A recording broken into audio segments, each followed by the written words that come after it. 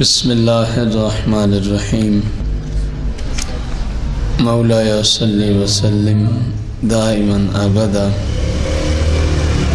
علی حبیبک خیر الخلق کلہم۔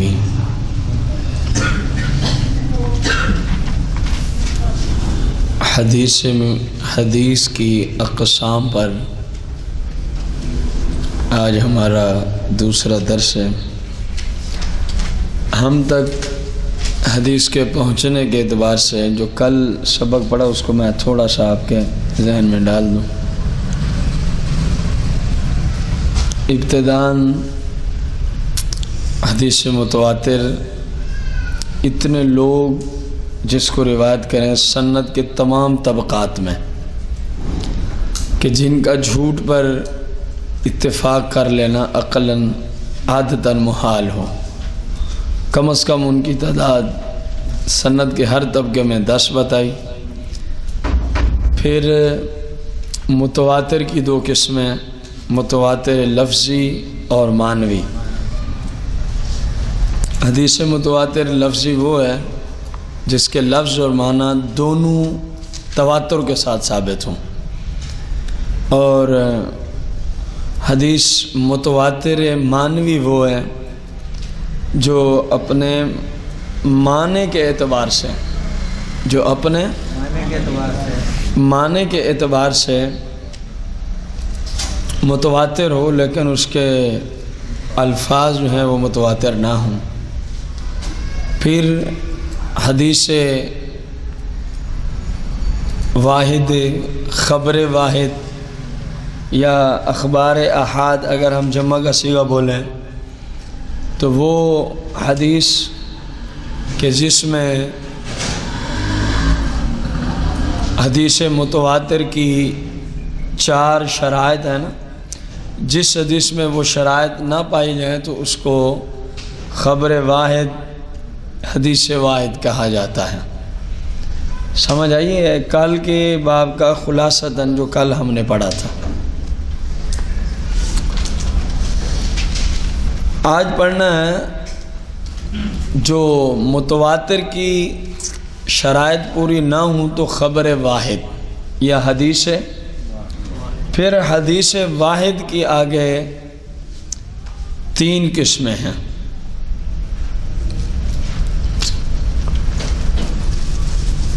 حدیث کے واحد کی آگے 3 قسمیں ہیں۔ نمبر 1 مشہور، حدیث مشہور۔ نمبر 2 حدیث عزیز۔ نمبر 3 حدیث غریب۔ مشہور، عزیز اور حدیث مشہور کی تعریف۔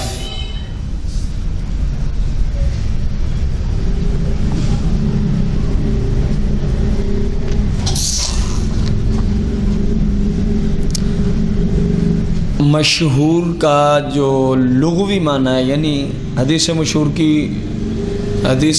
کا لغوی معنی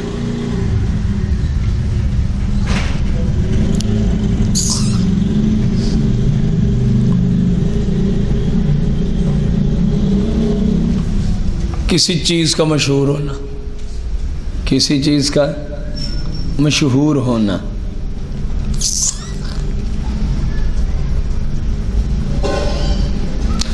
اظہار کے معنی بھی اس کے آتے ہیں۔ حدیث مشہور کی اصطلاحی تعریف۔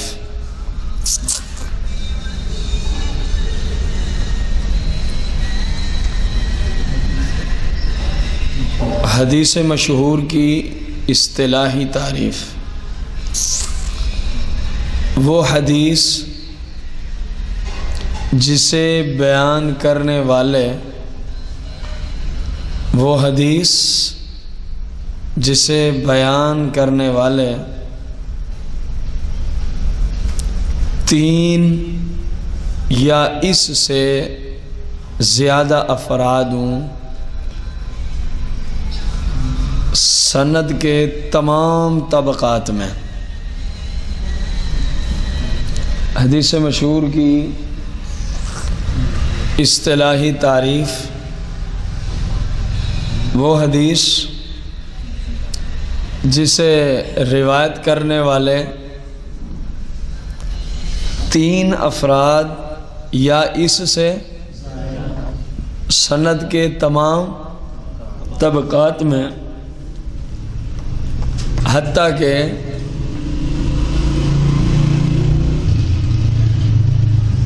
کسی بھی طبقہ میں اس کی تعداد متواتر کو نہ پہنچے.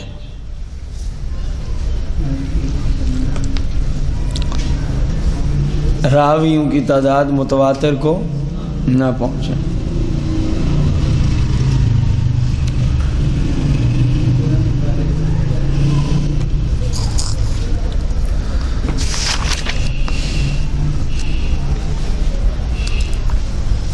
نمبر 2، حدیث عزیز.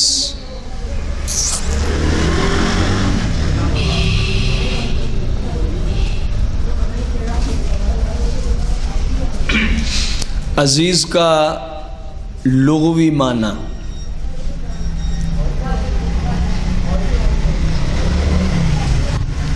جس کو سمجھ ہو میرا اگلا جملہ لکھے، کیونکہ ریکارڈنگ کی وجہ سے مجھے وہ بولنا پڑ رہا ہے. کوئی پڑھا لکھا بندہ سنے گا تو پھر اعتراض اٹھائے گا. ہم جو حدیث لفظ عزیز کا لغوی معنی بیان کر رہے ہیں، اس کو ہم باب فاتحہ یفتح سے باب بیان کرنے چلے ہیں. اگر ہم اس کو باب ضرب یضرب سے بیان کریں گے تو اس کا معنی تبدیل ہو جائے گا. اس لیے ہم جو معنی بیان کریں گے وہ باب فاتحہ یفتح سے ہے. یہ بھلے آپ اس کو نہ لکھیں، یہ جن کے لیے ان کو سمجھ آ جائے گی کہ میں نے یہ کیوں بیان کیا. تو اس کا لغوی معنی ہوتا ہے قوی اور شدید. کسی چیز کا قوی ہونا، قوی اور شدید. قوی بمعنی طاقتور، لغوی معنی حدیث عزیز کا.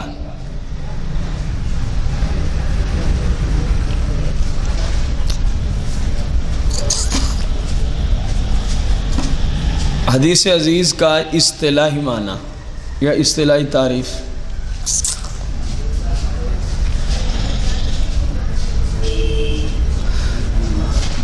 یہ باتیں اگر آپ ترتیب سے لکھیں گے نا، جس کی تعریف ہے اس کو ذرا ہیڈنگ دے کے، تو کل کو آپ کو جب تیاری کرنی ہوگی تو آسانی ہوگی. اگر آپ نے جو جیسے آیا لکھ دیا تو آپ کے لیے کل کو مسائل کھڑے ہوں گے. ظاہر تیاری تو آپ کو کرنی پڑے گی.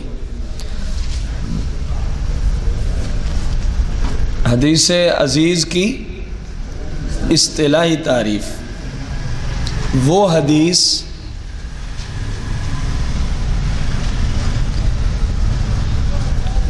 جس کے راوی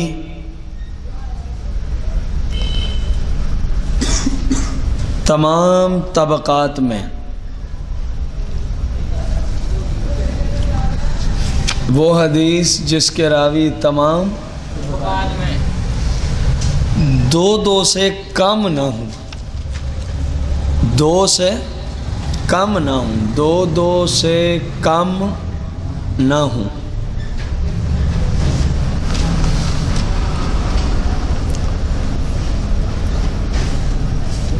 تیسری قسم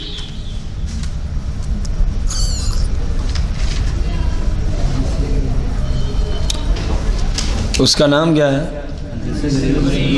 حدیث غریب.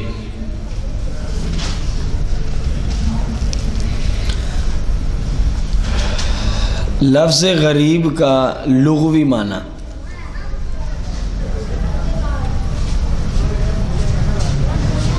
دو ہیں. اس کے 2 لغوی معنی لکھنے ہیں.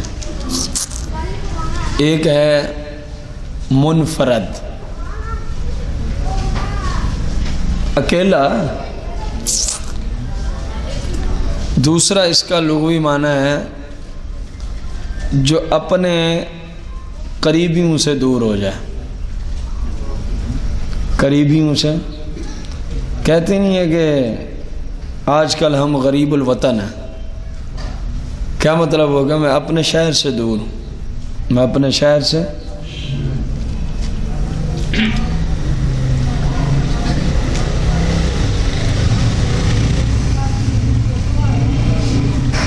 اصطلاحی تعریف حدیث غریب کی.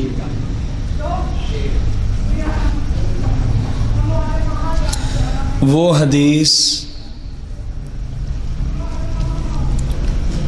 حدیث جسے نقل کرنے والا یا روایت کرنے والا صرف ایک ہی شخص ہو.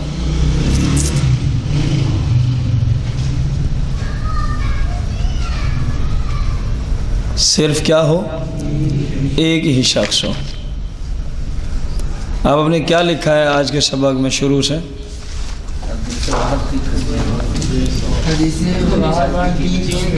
جی، پھر ان میں سے ہر ایک کی تعریف لکھی. آگے لکھیں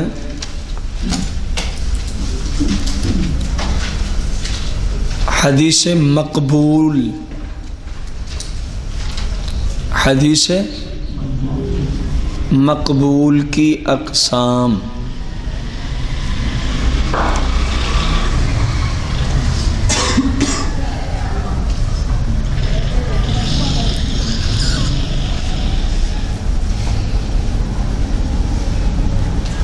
کیا لکھا ہے؟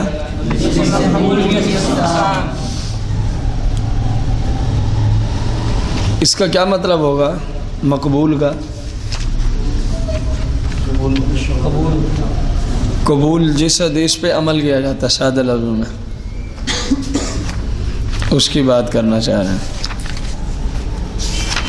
حدیث مقبول کی اقسام.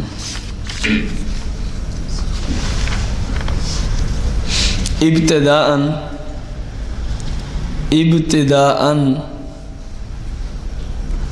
اس کی دو قسمیں ہیں.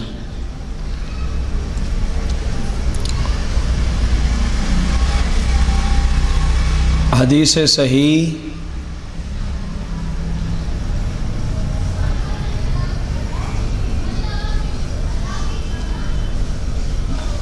اور حدیث حسن.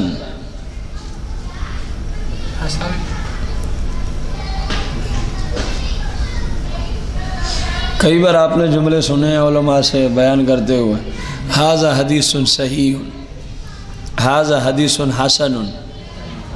خصوصاً یہ جو المباشر ہے نا، جس پہ مدینہ منورہ لائیو دکھا رہے ہوتے ہیں، تو اس میں ساری وہ حدیثیں پڑھ رہا ہوتا ہے عربی میں. جتنی دیر میں نے کہیں دیکھنے کا چانس ہوا تو وہ حدیثیں پڑھ رہا تھا، تو وہ ہر حدیث کے ساتھ اس طرح کا حکم بھی لگا رہا تھا، ھذا حدیث حسن، ھذا حدیث صحیح. اس طرح کے جملے وہ ساتھ ساتھ بول رہا تھا، کیونکہ محدثین اکثر خصوصاً امام ترمذی جس طرح مثال کے طور پر حدیث نقل کریں گے تو نیچے لکھ دیں گے ھذا حدیث حسن صحیح، جو بھی ان کے نزدیک ہوگی. حدیث صحیح کی لغوی تعریف.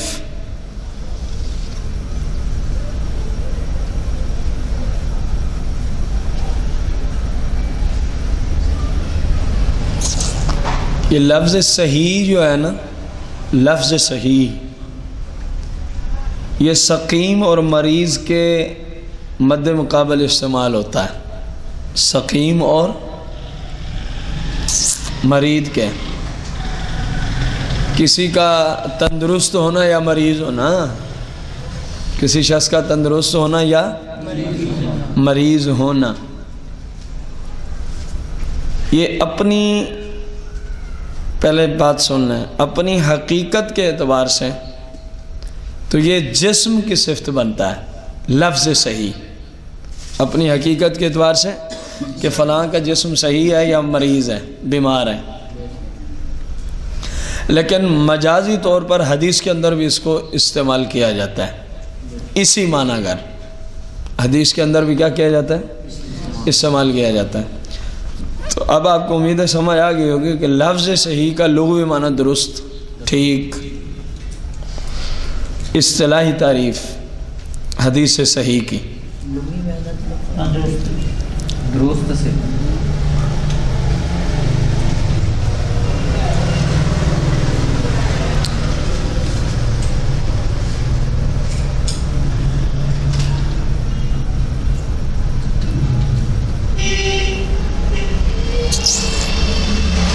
وہ حدیث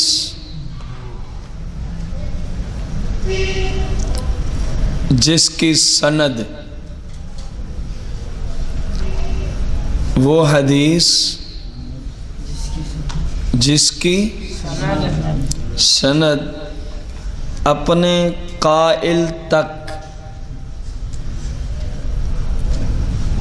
قائل تک متصل ہو،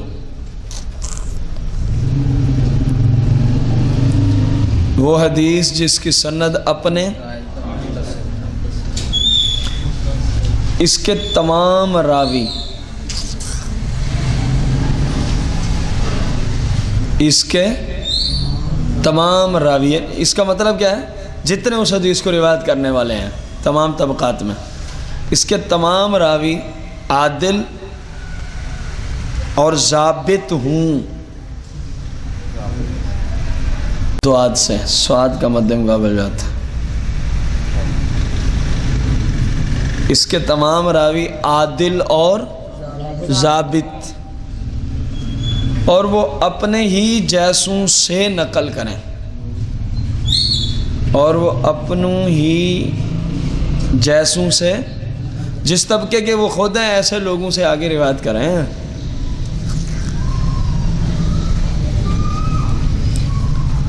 اور یہ کیفیت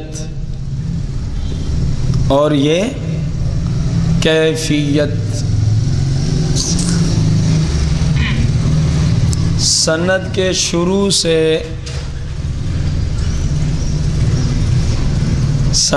شروع سے آخر تک برقرار رہے۔ تعریف میں ایک مرتبہ اصطلاحی دوبارہ دہرا دیتا ہوں کہ اس کی تعریف قدر طویل ہے۔ وہ حدیث جس کی سند اپنے قائل تک متصل ہو، پہلا پیرا، اس حدیث کے تمام راوی عادل اور ضابط ہوں، عادل اور وہ اپنوں ہی جیسوں سے نقل کریں، اور وہ اپنوں ہی جیسوں سے، اور یہ کیفیت سند کے شروع سے آخر تک برقرار رہے، یعنی شروع سے آخر تک سارے راوی ایسے ہی ہونے چاہیے، سارے راوی ایسے ہی ہونے چاہیے۔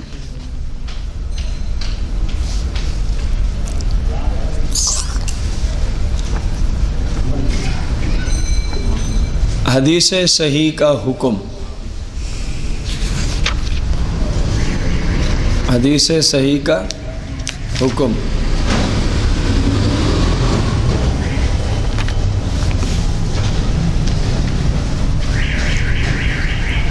تمام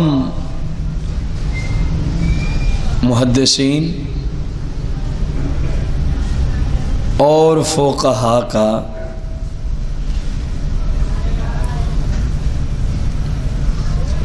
اس بات پر اتفاق ہے، اس بات پر اتفاق ہے کہ ایسی حدیث پر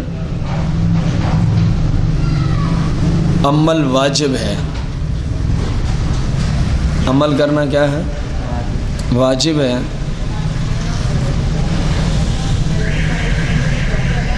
اور یہ شرعی دلائل میں سے ایک دلیل ہے،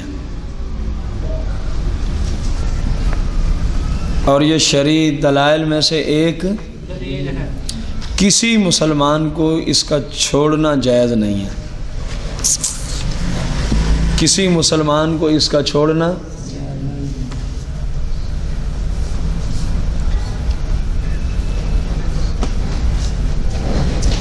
اصول، آگے ہیڈنگ میں لکھیں گے اصول۔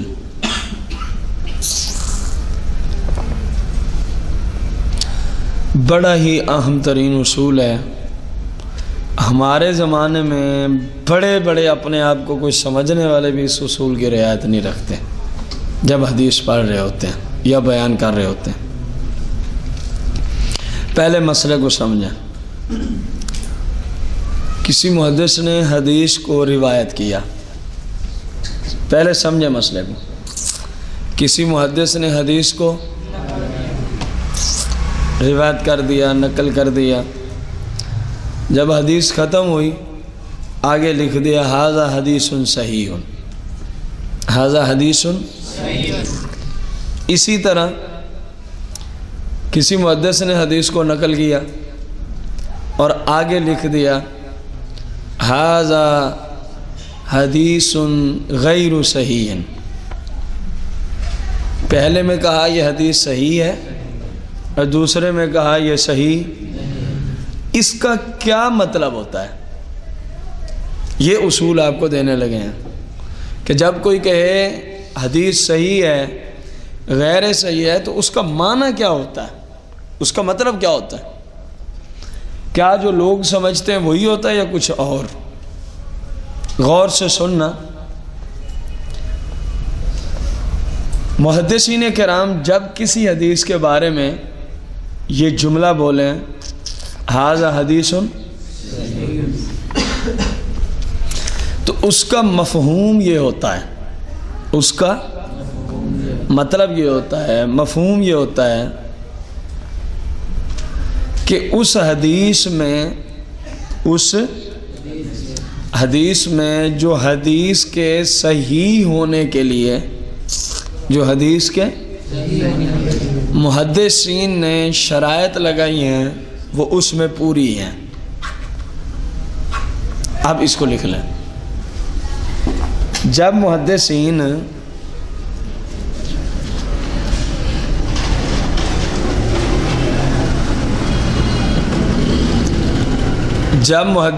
کہیں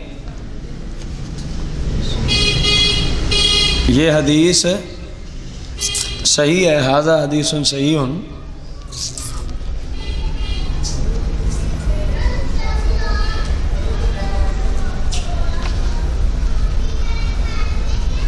تو اس کا مطلب یہ ہوتا ہے،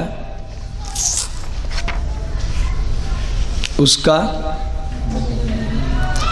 کہ محدثین کے نزدیک، محدثین کے کسی بھی حدیث کے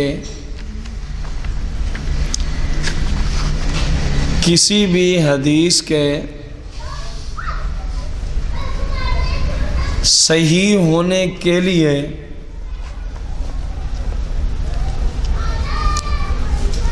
کسی بھی حدیث کے صحیح ہونے کے لیے جو شرائط ہیں وہ اس میں موجود ہیں، وہ اس میں سوال محدثین کے نزدیک سوال اس کے متصل، اسی کو سمجھانے کے لیے میں نے سوال کا آپشن دیا۔ مثال کے طور پر ابھی لکھنا نہیں، ہم نے کہا جو محدثین کے نزدیک شرائط ہیں جب وہ پائی جائیں تو وہ کہہ دیتے ہیں ھذا حدیث صحیح۔ اب آپ سے کوئی پوچھے جی وہ شرائط کون سی ہیں، ممکن ہے نا، وہ پوچھ بھی سکتا ہے نا جی، تو اس لیے سوال بنایا۔ سوال محدثین کے نزدیک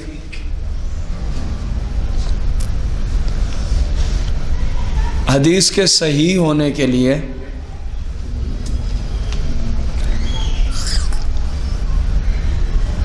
کتنی اور کون کون سی شرائط ہیں؟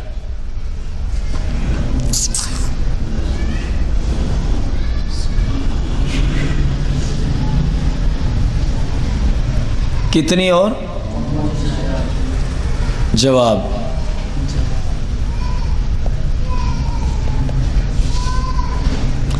کسی بھی حدیث کے صحیح ہونے کے لیے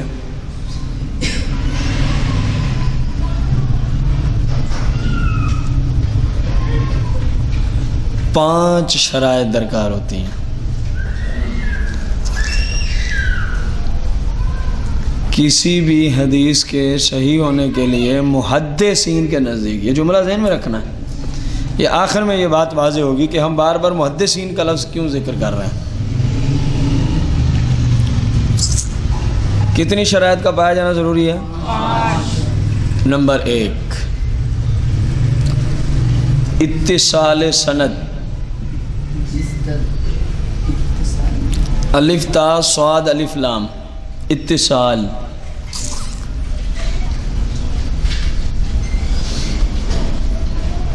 یہ ملے ہوئے کے معنی میں مستعمل ہوتا ہے، لکھنے کی حاجت نہیں ہے. سند اتصال ہو، سند میں سادہ لفظ میں اتصال ہے. نمبر 2،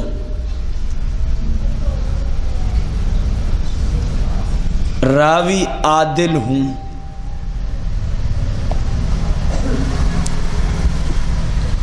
راوی کیا ہوں؟ عادل ہوں. کتنی شرائط ہو گئی؟ نمبر 3،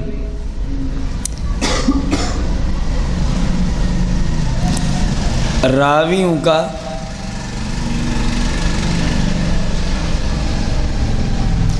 حفظ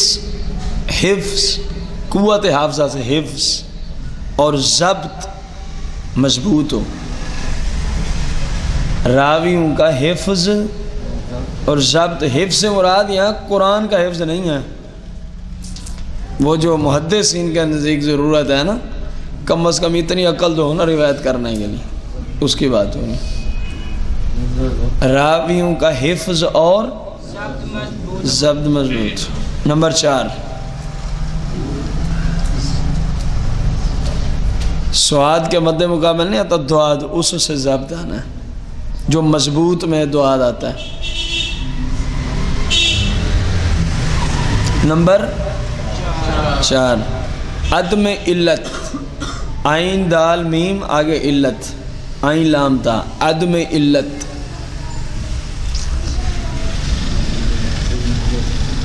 نمبر 5، عدم شذوذ. شین زال واو زال.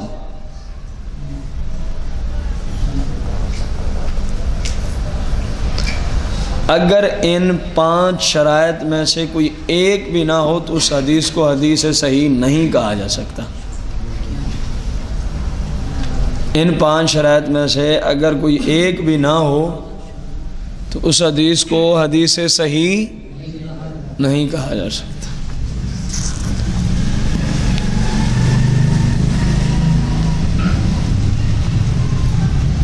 پہلا جملہ پورا ہوا جب کہتے ہیں ھذا حدیث.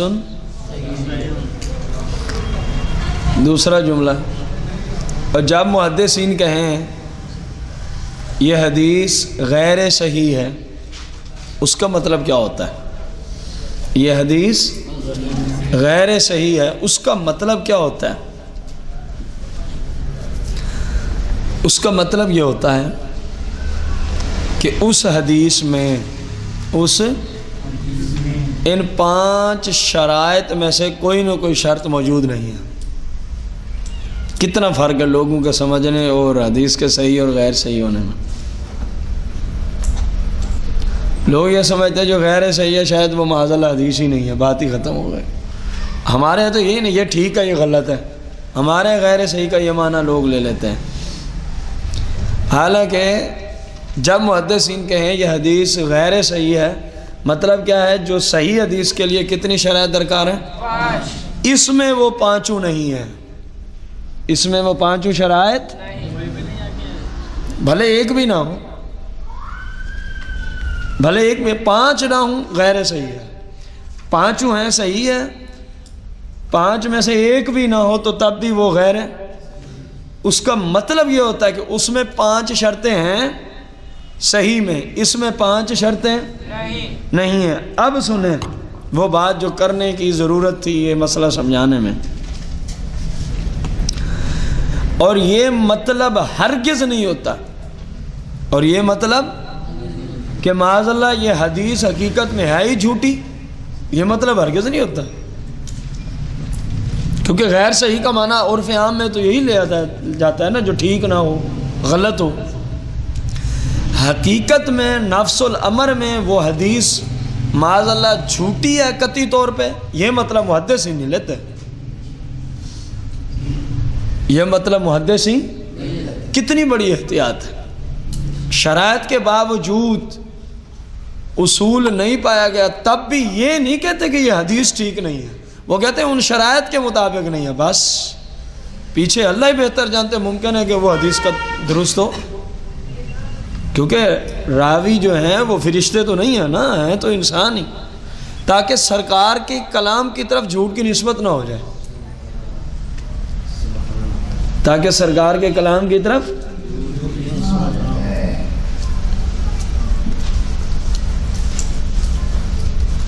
اب اس سے غیر مقلدین کو ایک درس ہے اس بات سے، جو سیدنا امام اعظم ابو حنیفہ محمد نعمان بن ثابت رضی اللہ تعالی عنہ نے جو فقہ مدون فرمائی لکھوائی، اس میں جو آپ حدیثیں لے آئے، اس میں جو آپ کیا لے آئے، آج وہابی کہتا ہے جی فلاں نے اس حدیث کو کہہ دیا ہے یہ حدیث ضعیف ہے، یہ حدیث فلاں ہے۔ ارے بدبختو، تمہیں اتنا شعور ہی نہیں کہ امام صاحب کتنا عرصہ پہلے کے ہیں، بعد کے جو ائمہ آ رہے ہیں، امام صاحب سن 80 ہجری کو دنیا میں تشریف لے کے آ رہے ہیں، یعنی کربلا کے واقعہ سے فقط 19 برس بعد امام صاحب پیدا ہو رہے ہیں، واقعہ کربلا سے فقط 19 برس بعد میں سیدنا امام اعظم ابو حنیفہ پیدا ہو رہے ہیں۔ اور جس امام بخاری کی تم بات کرتے جو انہوں نے لکھ دیا یہ حدیث اس طرح ہے، اس کے سند میں یوں ہے، اس کا معاملہ یہ ہے، آپ کس وقت تشریف لاتے ہیں دنیا میں؟ 194۔ اب یہ جس کے بارے میں تم کہہ رہے ہو کہ انہوں نے یوں کہا، یا امام مسلم کی بات کرتے ہو، امام نسائی کی کرتے ہو، یا بعد میں آنے والے امام حاکم کی بات کرتے ہو، جتنے بعد میں آئے ہیں، جن کی بات تم کرتے ہو کہ فلاں نے یوں لکھا ہے، تمہیں اتنی شرم و حیا نہیں آتی کہ ادھر واسطہ، مثلا اگر فقط اس زمانے میں، بلکہ ابھی صحابہ کرام سے آپ کی ملاقات ثابت ہے، صحابہ کرام سے آپ کی ملاقات، اب غور کرنے والی بات ہے، امام صاحب کے پاس جس سند سے حدیث پہنچی، جس سند سے، فرض کیا اس میں 5 راوی تھے، ادھر سے اس نے کی، آگے اس نے، اور چھٹے درجے پہ امام صاحب خود راوی، امام صاحب کیا ہیں؟ اب امام صاحب نے ان شرائط کی روشنی میں دیکھا، ان 5 بندوں میں یہ سب شرائط پوری تھی، یہ سب شرائط کیا تھی؟ آپ نے فرما دیا یہ بالکل ٹھیک ہے۔ اور جب امام بخاری تک وہی حدیث پہنچی تو اس کو روایت کرنے والے مزید 20 بندے آگے اور آگے، کیونکہ 150 سال کا آگے جو سفر کرنا پڑا حدیث کو، کتنے راوی اور آگئے۔ اب امام بخاری نے جب ان 20 پہ غور کیا، وہ جو اصول درکار تھے ان میں سے کوئی ایک ایسا نکل آیا کہ اس کے اندر وہ اصول نہیں پایا گیا، انہوں نے کہا جی میرے نزدیک اس حدیث کی صحت پہ یہ مسئلہ ہے، تم بکواس کرتے جی فلاں نے کہہ دی ہے، اس لیے امام صاحب نے معاذ اللہ ضعیف حدیثیں لکھی ہیں۔ امام صاحب نے کوئی حدیث ضعیف لے کر جس سے شریعت میں کوئی مسئلہ ثابت نہ ہوتا ہو، آپ نے ایسا کوئی مسئلہ ثابت فرمایا، آپ اپنی سند سے حدیث روایت کرتے تھے، آپ اپنی سند سے، اور جن کی بات تم کرتے ہو وہ تو 50 راویوں کے بعد آئے ہیں، کوئی 30 راویوں کے بعد وہی حدیث کسی کے پاس پہنچ رہی ہے۔ مثلا امام صاحب کے پاس پہنچی تھی 8ویں راوی کے بعد، فرض کیا، تو جن کی بات تم کرتے ہو ان کے پاس 48 راویوں کے بعد وہی بات پہنچی، تو جو 8 امام صاحب تک چل رہے تھے وہ تو سب کے سب شرائط کے متحمل تھے، کیونکہ زمانہ مقدس قریب کا تھا، زمانہ مقدس کیا تھا؟ ایک بات، دوسری بات تعداد ابھی کم ہے، تعداد ابھی کم ہے، اور جب 40 اور ملے تعداد بڑھ گئی اور زمانہ سرکار کے زمانے مقدس سے دور ہو گیا، آپ کے زمانہ مقدس سے، اور بعد میں جو آئے گا اس نے اصول تو وہی دیکھنے ہیں جو پہلے کے تھے، لیکن بندے بڑھ گئے. کیا ہو گیا ہے؟ اب اس نے دیکھا ان 40 میں سے فلاں جو ہے نا اس پہ کذب کا بہتان ہے، یہ کبھی کبھار جھوٹ بول لیتا ہے. اس نے دیکھا فلاں محقق نے لکھا یہ جو 40 میں سے فلاں ہے نا اس کا قوت حافظہ مضبوط نہیں ہے. اس نے دیکھا فلاں جو راوی ہے نا ان 40 میں سے اس کا جو ضبط والا ملکہ ہے وہ مضبوط نہیں ہے. تو اس نے تو کہنا ہے اصول کے تحت وہ ٹھیک کہہ رہا ہے، اسی لیے تو محدثین اس کا یہ مطلب کرتے ہیں کہ صحیح ہونے کا مطلب ہے 5 شرطیں موجود ہیں، اور صحیح نہ ہونے کا مطلب ہے وہ اصول والی 5 شرطیں. یہ مطلب ہرگز نہیں کہ حقیقت میں معاذ اللہ وہ حدیث ہی نہیں ہے. یہ اپنے راویوں کی طرح نسبت کرتے ہوئے کہہ رہا ہے کہ جن جن راویوں سے مجھے پہنچی ہے ان کی حالت یہ ہے، ان کی حالت یہ ہرگز معنی نہیں ہے کہ غیر صحیح حدیث کا مطلب وہ معاذ اللہ یہ سرکار کا فرمان ہی نہیں ہے، بلکہ کیا مطلب ہے اس میں وہ 5 شرطیں اب امام صاحب کے زمانے تک وہ پائی جاتی تھی. آپ نے فرمایا صحیح ہے، آپ نے فرمایا صحیح ہے، اور بعد میں وہ شرطیں مفقود ہو گئیں تو محدث تو مجبور ہوتا ہے راویوں کو دیکھ کے اس نے حکم لگانا ہوتا ہے، راویوں کو دیکھ کے اس نے کیا لگانا ہوتا ہے. اور تم کیونکہ حدیث کے علم سے ہو خالی، سمجھ اور تمیز تمہیں ہے نہیں، خوامی اتنے بڑے امام پہ تم نے کیچڑ اچھالنا شروع کر دیا. ہم نے پہلے بھی یہ جملہ کئی بار بولا ہے، آج پھر بول رہے ہیں. سیدنا امام اعظم ابو حنیفہ محمد نعمان بن ثابت رضی اللہ تعالیٰ عنہ نے جتنی بھی فقہ مدون فرمائی ہے، جتنا ذخیرہ بھی جمع فرمایا، کائنات کے کسی نجدی میں اگر جرت ہے قرآن و حدیث کی کوئی ایک آیت کوئی ایک حدیث لے آئے جو امام صاحب کی فقہ کے خلاف ہو، پھر ہم تمہاری بات ماننے کے لیے تیار بیٹھے ہوں. ایسی بات قیامت تک ان لوگوں کو مل، کیونکہ امام صاحب نے خود فرما دیا تھا کہ دیکھنا اگر کہیں کسی مسئلے میں ایسا مسئلہ آ جائے کہ ہم نے کچھ لکھوا دیا اور اس کے خلاف صحیح حدیث تمہیں مل جائے، تو امام صاحب نے اصول پہلے سے دیا ہوا ہے، فرمایا میرا مذہب پھر وہی ہے جو صحیح حدیث کے اندر ہوگا. تو یہ کیسے بیچارے تلاش کریں گے کوئی ایک مسئلہ؟ ہمارے امام صاحب کی اتنی احتیاط، اور آج تک کسی کو ایسا مسئلہ ملا جو قرآن و حدیث کے خلاف آپ نے کوئی ایک مسئلہ لکھوایا. کیسے ممکن ہے 40 50 مجتہدین کا مجمع ہو اور کئی دن بساوقت کئی مہینے ایک ہی مسئلے پہ ریسرچ ہوتی رہتی تھی کہ اس کو جانچو کہیں کوئی مسئلہ تو نہیں ہے، کہیں کسی آیت سے ٹکراتا تو نہیں ہے، کہیں کسی حدیث سے. اور پتہ ہے کون سا بندہ کہہ رہا ہے ان کو جانچ پڑتال کرو، اس بندے کی اپنی شان کتنی ہے پتہ ہے. ابھی میں اس طرح آنکھیں بند کر کے سوچوں نا تو میں نے سوچا تھا بسم اللہ الرحمن الرحیم کو، یہ فوراً میرے ذہن میں آئی ہے کہ نہیں آئی؟ آپ بھی سوچیں گے تو بسم اللہ فوراً آپ کے ذہن میں. وہ امام اعظم ابو حنیفہ جس طرح میں اور آپ تھوڑے سے لمحے کے لیے غور کریں تو بسم اللہ سامنے آ جاتی ہے، مین ون اسی طرح میرا اور اس پوری کائنات کا امام جب اتنے لمحے کے لیے غور فرماتے تھے تو رسول اللہ کی پوری شریعت کا ذخیرہ آپ کے ذہن کے سامنے آ جایا کرتا تھا. ایسے فرد کے بارے میں گستاخیاں کرتے ہو کہ وہ بھول گئے. وقت ہوا تو آخر میں اس وقت پہ اعتراض لوگوں نے کیا تھا، امام باقر کی بارگاہ میں لے گئے تھے تو امام باقر نے پھر ان کو کس طرح جھوٹا ثابت کیا تھا. وقت ہوا تو انشاءاللہ میں آخر میں عرض کروں گا.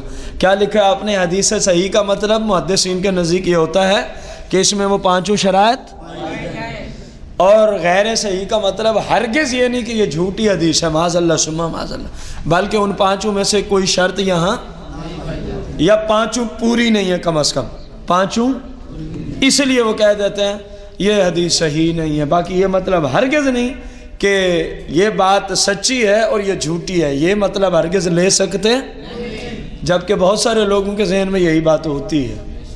اس کی مین وجہ لوگ حدیث کے علم سے دور ہیں، لوگ حدیث کے علم سے دور ہیں. بات سمجھ آ گئی آپ کو؟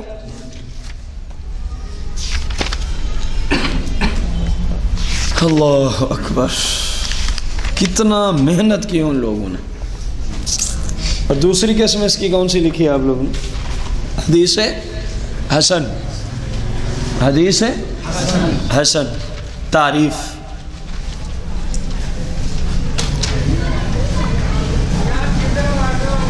لغوی معنی، حسن کا لغوی معنی خوبصورتی اور جمال، حسن بھی کر سکتے ہیں.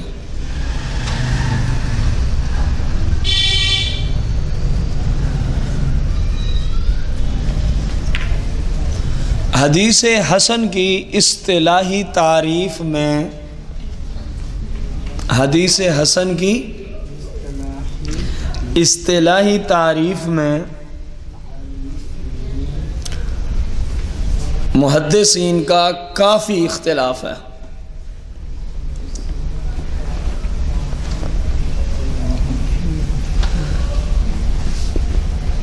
محدثین کا، ہم فقط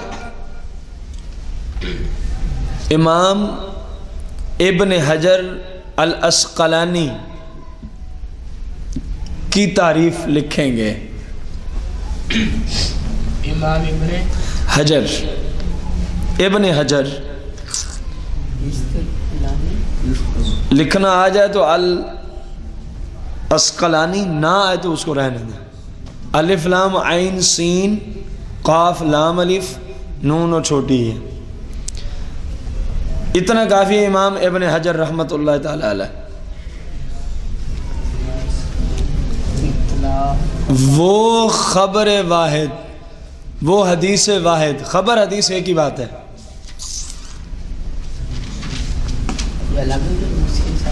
یہ تعریف ہے، حدیث حسن کی اصطلاحی تعریف ہے.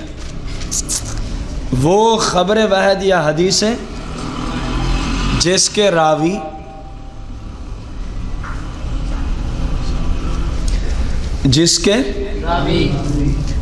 عادل اور ضابط ہوں.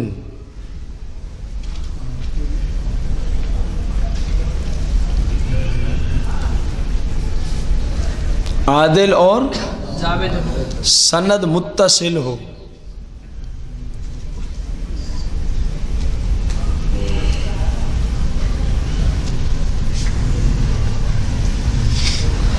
حدیث معلل، میم عین لام اور لام، میم عین لام اور لام. حدیث معلل یا شاذ بھی نہ ہو، شین الف اور زال. حدیث معلل یا شاذ بھی نہ ہو تو وہ صحیح لذات ہی کہلاتی ہے. تو وہ حدیث صحیح لذات ہی، ذات پات نہیں پوچھتے آپ کی ذات کیا ہے، آگے چھوٹی ہاں ڈال دینی. صحیح لذات ہی، لام زال الف زا، چھوٹی تا اور ساتھ ہی چھوٹی ہا، لذات ہی بن جائے گا، کہلاتی ہے. اور آپ کس حدیث کی تعریف لکھ رہے ہیں؟ حدیث ہے آ رہی ہے بات. اور اگر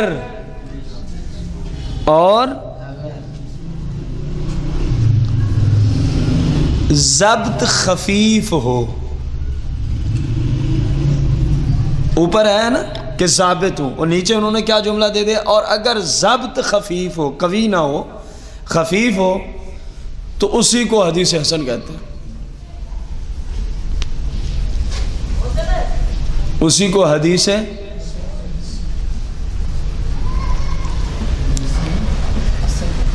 حسن.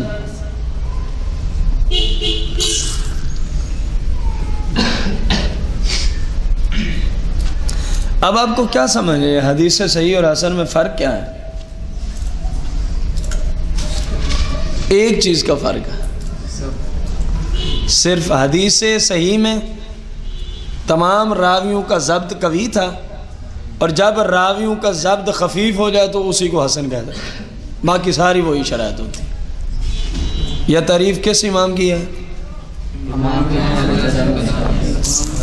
حدیث حسن کا حکم. حدیث حسن کا حکم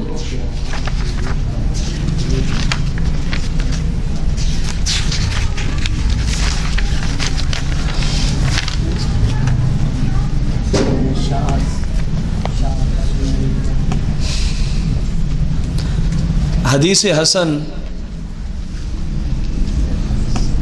حسن قوت کے اعتبار سے،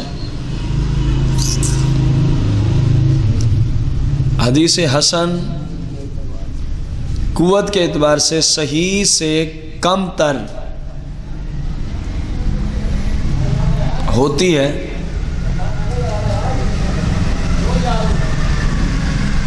لیکن حدیث حسن کم تر ہوتی ہے، لیکن حدیث حسن حجت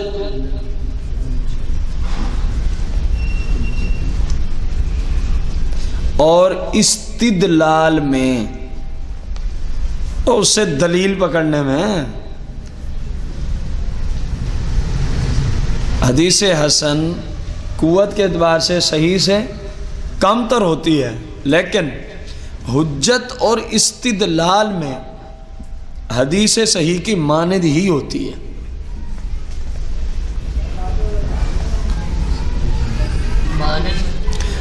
حدیث صحیح جیسی ہوتی ہے، حدیث صحیح جس طرح حدیث صحیح حجت ہے نا، اس سے جس طرح ہم کسی مسئلے کو ثابت کرنے کے لیے دلیل پکڑ سکتے ہیں نا، حدیث حسن سے بھی اسی طرح وہ حجت بھی ہے، اس سے دلیل بھی پکڑی جا سکتی ہے. حکم سمجھ میں آ گئے؟ حدیث حسن کا حکم کیا ہے؟ جس طرح صحیح حدیث سے دلیل پکڑنا ٹھیک ہے، اسی طرح حدیث حسن سے بھی دلیل پکڑنا، سادہ لفظ میں آپ اس کو یوں کہہ سکتے ہیں.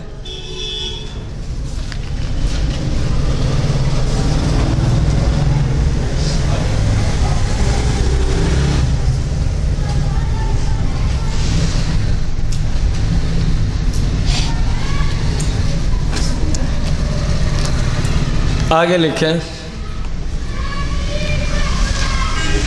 حدیث ضعیف. آج تک سر سنا ہے وہابیوں سے، اب پوچھنا بھی ہے یہ حدیث ضعیف ہے، اس کو کہنا کار تعریف اس کی کیا ہے؟ حدیث ضعیف جس طرح ضعیف بمانا بوڑھا، وہی ضعیف آنا یہاں بھی. اس کے ہیڈنگ الگ ہے، وہ تو بات ادھر تک رہے گی.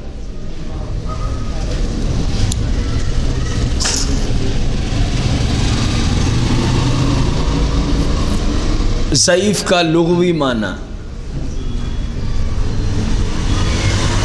کمزور،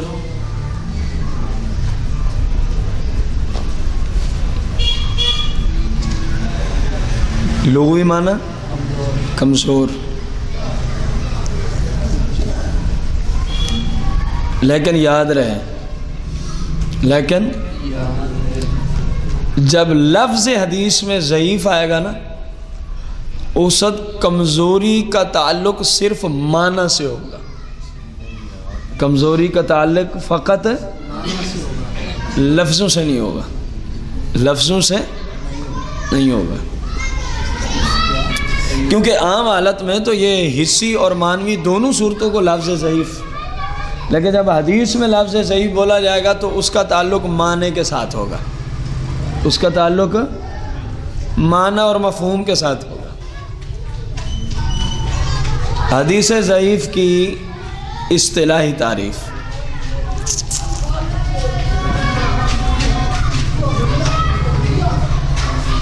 وہ حدیث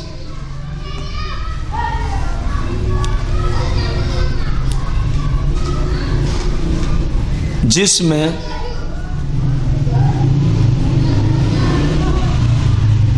حدیث حسن کی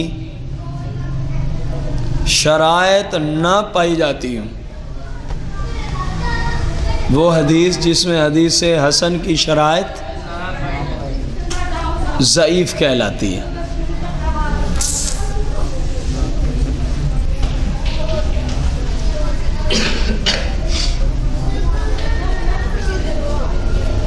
کیا لکھا آپ لوگوں نے؟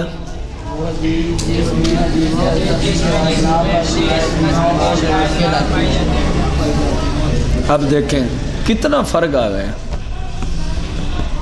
وہابیوں کے ضعیف کہنے میں اور محدثین کی اصطلاح میں۔ ان کے ضعیف کا معنی ہوتا ہے من گھڑت، جھوٹی بات، اور محدثین کیا کہہ رہے ہیں؟ بات ٹھیک ہوتی ہے لیکن راویوں میں تھوڑا سا کلام آ جاتا ہے۔ بات ٹھیک ہوتی حدیث ہے لیکن اس کے روایت کرنے والوں پہ کلام آ جاتا ہے، اس کے روایت کرنے والوں پہ کلام آ جاتا ہے۔ کاش کہ ان بے ہدایتوں کو، ان غیر مقلدوں کو کوئی علم حدیث کا پتہ ہوتا، کاش۔ دیکھیں کتنی باتیں سرکار کی روزانہ یہ جھٹلاتے ہوں گے، ان کے اسی فتوے کو اگر دیکھ لیا جائے۔ حالانکہ ابھی ہم نے پیچھے مسئلہ پڑھا کہ کبھی بھی لفظ حدیث کا جو متن و مفہوم ہے اس کو ہم غلط نہیں کہہ سکتے۔ کیا خبر کہ راوی میں وہ بات نہ ہو، اصل میں حدیث ٹھیک ہو، کیا خبر؟ اسی لیے تو پیچھے انہوں نے بات کی کہ صحیح اور غیر صحیح کا کیا مطلب ہوتا ہے، صحیح اور غیر صحیح کا کیا مطلب ہوتا ہے۔ اب غور کریں کہ لوگوں نے کیا معنی بیان کیا اور جن سے حدیث کے علم کا تعلق ہے محدثین، وہ کیا معنی بیان کر رہے ہیں۔ یہ کتاب جسے ہم آپ کو بتا رہے ہیں، مدینہ یونیورسٹی مدینہ منورہ کے ایک ڈاکٹر صاحب ہیں، انہوں نے لکھی ہوئی ہے، اور یہ کتاب تمام جامعات میں علماء کو دورہ حدیث میں پڑھائی جاتی ہے، حدیث کی اقسام سمجھانے کے لیے پڑھائی جاتی ہے اور نصاب میں شامل ہے۔ یعنی کہ یہ نہیں ہے کہ کسی گھر کے مسئلے ہم آپ کو عرض کر رہے ہیں، یہ وہ ہیں جب سے اصول حدیث پہ کلام شروع ہوا ہے کوئی مائی کا لال اس کلام کو توڑ نہیں سکتا، الا یہ کہ وہ ہو ہی غیر مقلد، اس کی تو بات ہی الگ ہے۔ ہم تو بات ان کی کر رہے ہیں جو کم از کم مسلمان تو ہو، جو کم از کم مصطلح الحدیث۔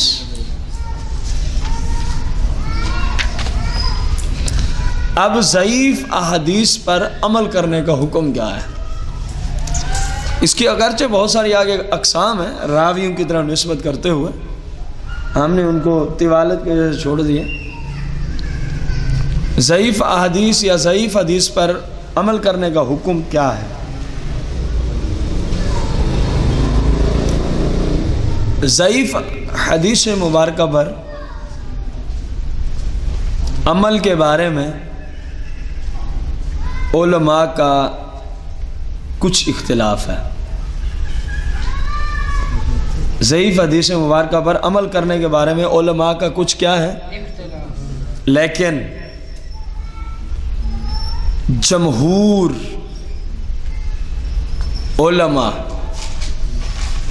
کی یہ رائے ہے، جمہور علماء کی یعنی علماء کی کثرت نے یہ فتویٰ دیا ہے سادہ لفظوں میں،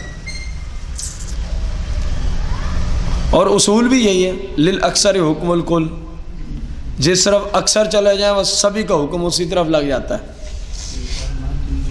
اور یہ تو تقریباً ہر ملک میں قانون رائج بھی ہے، یہ قانون ہر ملک میں، اور اس کا اسلام سے بھی بہت زیادہ تعلق ہے۔ ووٹنگ کرنے کا طریقہ غلط ہے نا پاکستان میں، ووٹنگ کرنے کا طریقہ غلط ہے کہ ہر نتھو خیرے کو ووٹ دینے کی اجازت ہے، جس کو طہارت کے مسائل نہیں آتے وہ بھی ووٹ ڈالنے گیا ہوا ہے۔ اسلام میں ایسی بات نہیں تھی، اسلام میں تو ارباب حل و عقد یعنی سادہ لفظوں میں زمانے کے مفتی، زمانے کے محدثین، فقہا، یہ جس بندے کو وقت کا حاکم مقرر کر دیں گے وہی حاکم کہلائے گا۔ اسلام نے تو یہ احتیاط رکھی تھی کہ عام بندے کو یہ حق ہی نہ دیا جائے۔ کیوں؟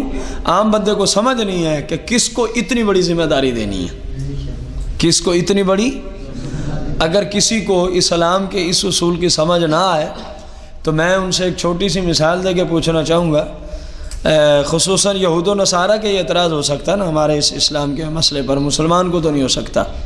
اور جی یہ بھی کوئی بات ہے، یہ بہت بڑی بات ہے۔ لاکھوں کروڑوں لوگوں کا ایک نظام چلانے کے لیے ایک شخص کو مقرر کرنا ہوتا ہے، اور تمہاری ایک چھوٹی سی مشین چلانے کے لیے اگر کسی بندے کی ضرورت ہو، ایک چھوٹی سی مشین، تو ہر نتھو خیرے کو اجازت ہوتی ہے بندہ سلیکٹ کرنے کی آپ کی فیکٹری میں؟ اس کے لیے آپ باقاعدہ طور پہ ایک ڈگری کا متحمل شخص جس پہ آپ کو اعتماد بھی ہوتا ہے، ایک چھوٹی سی مشین ہے، کوئی 10 لاکھ کی 20 کروڑ کی ہوگی، 20 ارب ڈالر کی ہوگی، بس اس کے لیے تمہیں سمجھ آتی ہے کہ ہر نتھو خیرے کو اجازت نہیں ہونی چاہیے، کیونکہ آخر مشین چلانی ہے، کیونکہ آخر کتنی گندی عقل ہے یہود و نصارہ کی، اپنے ہاتھ کی بنائی ہوئی ایک چیز کو چلانے کے لیے ہر بندے کو اجازت نہیں کہ جس کو تو کہہ دے گا ہم اس کو رکھ لیں گے، اس کے لیے باقاعدہ اچھی خاصی تنخواہ پہ ایک اسپیشل بندہ رکھتے ہیں جو سلیکٹ کرتا ہے، پھر جس کو کیا جا رہا ہے اس میں شرائط دیکھتے ہیں، فلاں درجے کا ڈپلومہ ہے، فلاں یونیورسٹی سے پڑھا ہے، اتنا تجربہ ہے، فلاں سسٹم ہے، دیکھتے ہیں کہ نہیں دیکھتے؟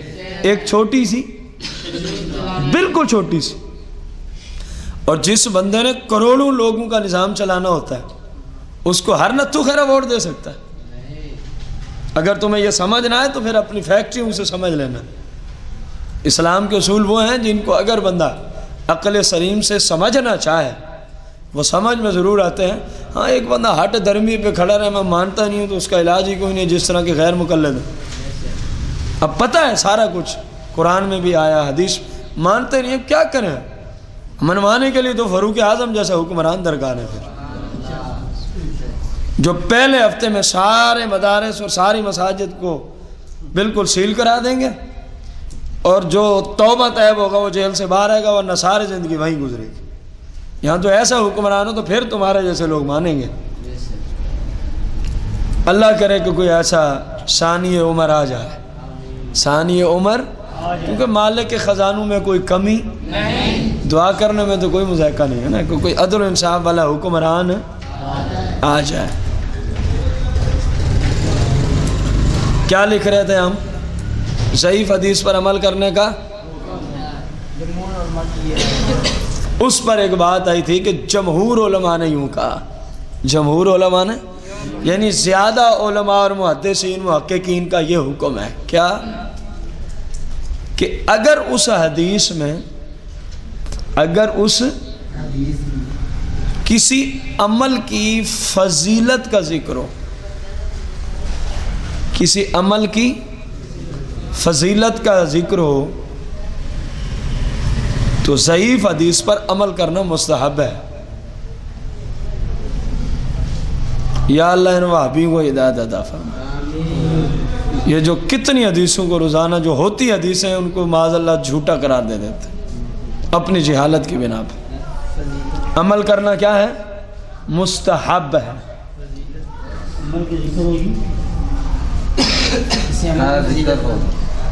جس حدیث میں کسی عمل کی فضیلت کے بارے میں ذکر ہو اس پہ عمل کرنا مستحب ہے۔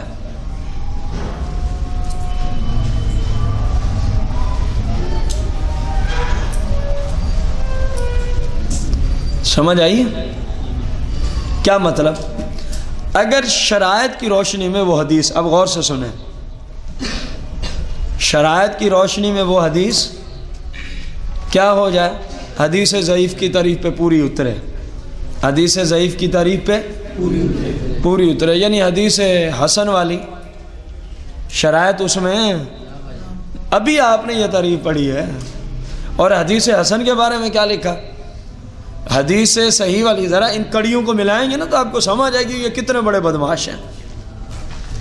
حدیث حسن کی تعریف میں انہوں نے کیا لکھا؟ کہ ساری شرطیں وہی ہوتی ہیں جو حدیث صحیح میں ہوتی ہیں، جو حدیث صرف کسی راوی کے نا ضبط میں تھوڑی سی خفت آ جاتی ہے، یہ نہیں کہ ہے نہیں، تھوڑی تھوڑی سی خفت آ جاتی ہے. اور جب حدیث حسن کا حکم بیان کیا، انہوں نے کہا حدیث حسن کا حکم مین ون حدیث صحیح والا ہے. اور وہابیوں اگر تم تک کبھی نیٹ کے ذریعے آواز پہنچے تو کان کھول کے سننا. اور پھر حدیث ضعیف کی تعریف میں کیا کہا کہ جس میں حدیث حسن والی جو شرائط ہیں ان میں سے کوئی، مطلب حدیث صحیح والی شرائط میں سے کوئی شرط، لیکن یہ شرائط کس چیز کی ہیں؟ راویوں کے اندر ہیں. کن کے اندر ہیں؟ راویوں کے اندر ہیں. اگر کوئی شرط نہ ہو تو اس کو احتیاطاً علماء نے کیا بنا دیا؟ حدیث ہے. تو پھر تو تمہارے نزدیک حدیث حسن پہ بھی عمل نہیں ہونا چاہیے، کیونکہ جو نسبت حدیث حسن کو صحیح سے ہے نا، وہی نسبت حدیث ضعیف کو حدیث حسن سے ہے. پھر تو تم حدیث حسن پہ بھی عمل نہ کیا کرو اگر اپنے باپ کے ہو کہ ہمارا عقیدہ ہی ٹھیک ہے، تو پھر حدیث حسن پہ عمل کرنا چھوڑ دو. حالانکہ بات ایک ہی ہے. حدیث صحیح میں جو شرائط ہیں، اگر کسی شرط میں کوئی کمی آ جائے تو حدیث حسن کہہ دیا، اور حدیث حسن میں اگر کوئی کمی آ جائے تو حدیث اور تمہاری بکواس میں اور اصول حدیث میں کتنا فرق ہے. تم جب بھی کہتے ہو نا حدیث ضعیف ہے، اس کا مطلب ہوتا ہے یہ من گڑھت ہے، جھوٹی کہانی.